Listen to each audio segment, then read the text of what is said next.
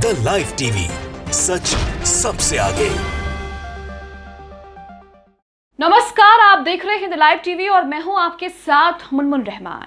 क्या पीएम नरेंद्र मोदी का टाइम पूरा हो चुका है? क्या पीएम नरेंद्र मोदी के कार्यकाल पर फुल स्टॉप लगने वाला है? ऐसा इसलिए कह रही हूं क्योंकि अमित शाह ने 2024 के पीएम उम्मीदवार को लेकर एक बड़ा खुलासा किया है। यहां पर अमित शाह बता रहे हैं कि 2024 में पीएम कैसा होना चाहिए, कहां से होना चाहिए और कौन होना चाहिए। अमित शाह जो हैं वो बंद कमरे में पार्टी पदाधिकारियों के साथ एक बैठक करते हैं। बैठक को संबोधित करते हुए वो ये कहते हैं कि 2024 में तमिल पीएम होना चाहिए। यानी कि यहां पर साफ शब्दों में समझा जाए कि अमित शाह यहां पर तमिल पीएम बनाने की वकालत कर रहे हैं, जिसके बाद ये कहा जा रहा है कि पीएम नरेंद्र मोदी का टाइम जो है वो पूरा हो चुका है। इसी के साथ यहां पर यह भी कहा जा रहा है कि दक्षिण में जिस तरीके से इन्हें करारी हार का सामना करना पड़ा कर्नाटक में, जिसे दक्षिण का दुर्ग कहा जाता है और बीजेपी के पास एकमात्र राज्य भी था कर्नाटक, जिसे लेकर बीजेपी जो है वो तमाम दक्षिण राज्यों में जीत हासिल करना चाहती थी, लेकिन बीजेपी के हाथ से कर्नाटक भी निकल गया।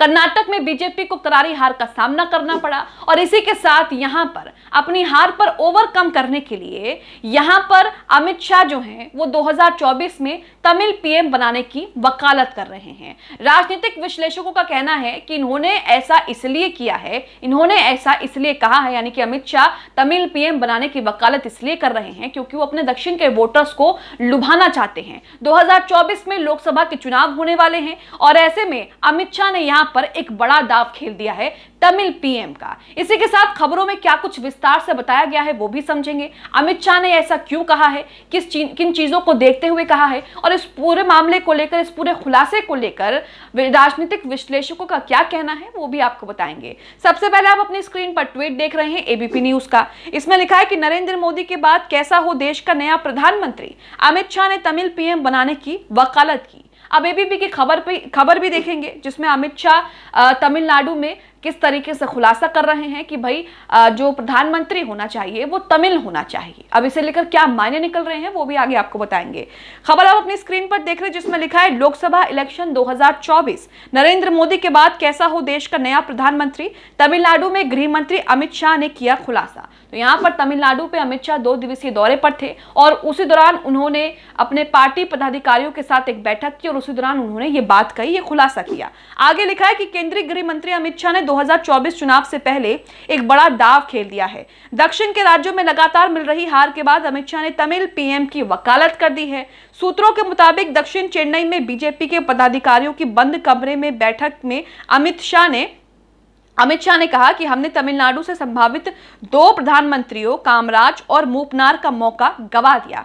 इनके प्रधानमंत्री ना बन पाने के लिए डीएमके जिम्मेदार हैं। अमित शाह ने यहां पर कहा है कि किसी गरीब परिवार के तमिल को भारत का प्रधानमंत्री बनना चाहिए। पार्टी सूत्रों ने यह जानकारी दी है। अमित शाह ने जो 2024 के लोकसभा चुनाव की पृष्ठभूमि में तमिलनाडु के 2 दिवसीय दौरे पर हैं, उन्होंने एक बंद कमरे में पार्टी पदाधिकारियों की बैठक को संबोधित किया और इसी दौरान उन्होंने ये बातें कही। तो यहाँ पर आप देख रहे हैं कि कर्नाटक तो बीजेपी हार गई, लेकिन 2024 में लोकसभा चुनाव बीजेपी के लिए बेहद अहम माने जा रहे हैं और इसमें अमित शाह ने एक बड़ा खुलासा कर दिया है कि पीएम कैसा होना चाहिए, तमिल से होना चाहिए, यानी कि तमिल पीएम बनाने की वो यहाँ पर वकालत कर रहे हैं। तो कर्नाटक में जिस तरीके से बीजेपी हार गई उस पर किस तरीके से लीपापोती करने की कोशिश की जा रही है और अपने वोटर्स को, दक्षिण के जो वोटर्स हैं उन्हें लोकसभा चुनाव के लिए लुभाने की कोशिश की जा रही है। आगे यहाँ पर देखिए लिखा है डीएमके और उनके दिवंगत मुखिया एम करुणानिधि पर कटाक्ष करते हुए अमित शाह ने कहा कि तमिलनाडु के वरिष्ठ कांग्रेस नेताओं जैसे कि कामराज और जीके मूनपाल में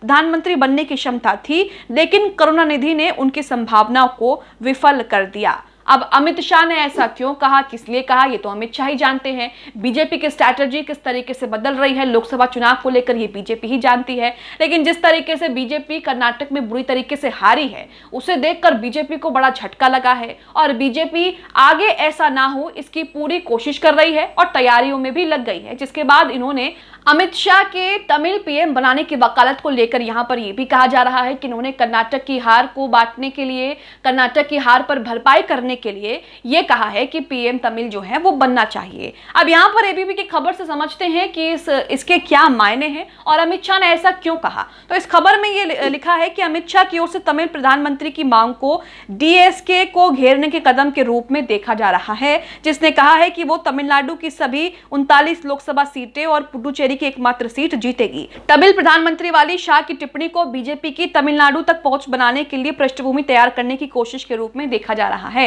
जैसा कि हमने आपको पहले ही बताया कि बीजेपी यहां पर किस तरीके से लोकसभा चुनाव के लिए दक्षिण वोटर्स को लुभाने की कोशिश कर रही है और उसी के लिए ये तमिल पीएम बनाने की बात जो है यहां पर कही गई है। जैसा कि तिरुवथुराई अधिनियम के सेंगोल को प्रधानमंत्री नरेंद्र मोदी ने खुद नए संसद भवन के अंदर स्थापित किया था। तो ये सारी चीजें जो हैं वो दिखाती हैं कि बीजेपी कर्नाटक की हार से किस तरीके से बुरी तरह सदमे में है और उसी को पाटने के लिए और उसकी भरपाई करने के लिए बीजेपी यहां पर हर मुमकिन कोशिश कर रही है। जिसके बाद अमित शाह ने यहां पर यह भी कह दिया कि 2024 में पीएम कैसा होना चाहिए, तमिल पीएम होना चाहिए। इसी के साथ यहां पर आगे लिखा है कि तमिल दौरे में तमिल स्वाभिमान की हुंकार भरने के बाद अमित शाह के आंध्र प्रदेश के विशाखापट्टनम में जनसभा कर कांग्रेस पर जमकर हमला भी बोला। उन्होंने यहां पर कांग्रेस को लेकर कई तरह की बातें भी कही और कांग्रेस पर भ्रष्टाचार होने का आरोप भी लगाया। अब अमित शाह के इस खुलासे और इस बयान के राजनीतिक मायने क्या हैं,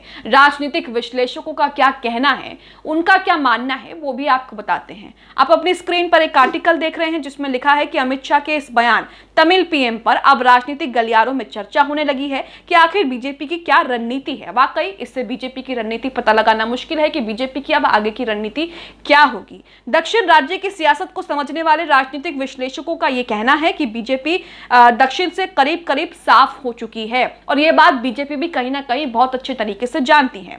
हाल ही में कर्नाटक चुनाव में कांग्रेस से करारी हार के बाद उसे जोरदार झटका लग गया है। पार्टी दक्षिण के राज्यों में मजबूत होने के लिए तमिल पीएम का राग छेड़ दिया है ताकि प्रदेश में उसके प्रति एक सहानुभूति की लहर चले, उनके प्रति जो है लोग उन्हें सहानुभूति दे। साथ ही अब तक 1 साल से कम समय में आम चुनाव होने हैं, जिसका ध्यान रखते हुए बीजेपी ने अपना मास्टर स्ट्रोक चला है ताकि ज्यादा से ज्यादा दक्षिण वोटर्स को लुभाया जा सके। विश्लेषकों का यह मानना है कि रणनीति भाजपा ने बनाई है, लेकिन प्रदेश की सत्तारूढ़ पार्टी डीएमके से सफल ना होने के लिए जरूर कोई पैंतरा आजमाएगी। वहीं भाजपा की रणनीति की हवा इस बात से भी लगती है कि क्योंकि हाल ही में पीएम मोदी ने तमिलनाडु से सेंगोल लेकर नए संसद भवन में स्थापित किया था। तो यहां पर आप देख रहे हैं कि अपने तमिल के वोटर्स, दक्षिण के वोटर्स को लुभाने के लिए बीजेपी ने एक तमिल पीएम का राग छेड़ दिया है। इसे लेकर बीजेपी किस तरीके से इस मुद्दे को आगे बढ़ाएंगी ये तो देखना होगा, लेकिन यहां पर यह देखा जा रहा है कि लोकसभा चुनाव के लिए बीजेपी ने एक मास्टर स्ट्रोक जो है यहां पर खेल दिया है तमिल पीएम को लेकर।